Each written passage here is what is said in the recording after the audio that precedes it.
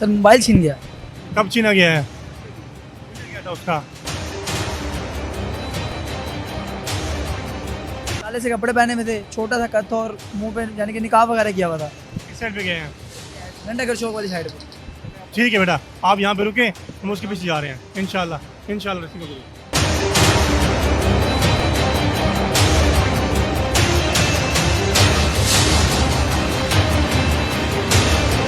जैसा कि आपने देखा कि सेफ सिटी अथॉरिटी के पैनिक बटन को शहरी ने जैसे ही दबाया, एकदम से डॉल्फिन पुलिस की मोबाइल यहां पर पहुंची और स्नैचर का पीछा करना शुरू कर दिया। और अभी कुछ देर बाद जो है डॉल्फिन पुलिस जो है यहां से जा चुकी है और वो स्नैचर का पीछा करेगी और उसको पकड़ने की कोशिश करेगी।